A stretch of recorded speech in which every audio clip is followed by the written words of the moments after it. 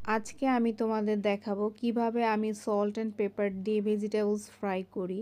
তো এর জন্য আমি নিয়ে নিয়েছি কয়েক ধরনের ভেজিটেবলস এবং গার্লিক স্প্রাউটস। ভেজিটেবলসগুলো পানি আর লবণ দিয়ে হালকা বয়েল করে নিলাম। তবে খেয়াল রাখতে হবে ভেজিটেবলসগুলো যেন বেশি সিদ্ধ না হয়ে যায়।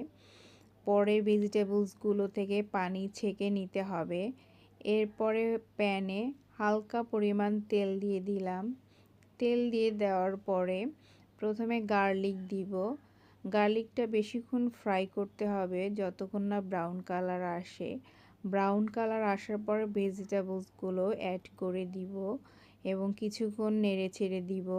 তারপরে বেশি পরিমাণে ব্ল্যাক পেপার অ্যাড করব, কারণ যেহেতু ব্ল্যাক পেপার দিয়েই আমি খাবারটা খাবো, এই জন্য বেশি পরিমাণে ব্ল্যাক পেপারটা অ্যাড করব। তার সাথে অ্যাড করলাম পরিমাণ মতো লবণ, অল্প পরিমাণে চিলি ফ্লেক্স এবং তারপর দিয়ে দিলাম গার্লিক স্প্রাউট। চিলি ফ্লেক্স এবং গার্লিক স্প্রাউট এগুলো অপশনাল, তোমরা চাইলে নাও দিতে পারো। এভাবে 2 থেকে 3 মিনিট ফ্রাই করে প্যান থেকে নামিয়ে নিলাম। দেখো খুব টেস্টি একটা খাবার হয়ে গিয়েছে। সকালের নাস্তায় এভাবে তোমরা রেডি করে খেতে পারো এবং স্বাস্থ্যের জন্য খুবই উপকারী। Thank you.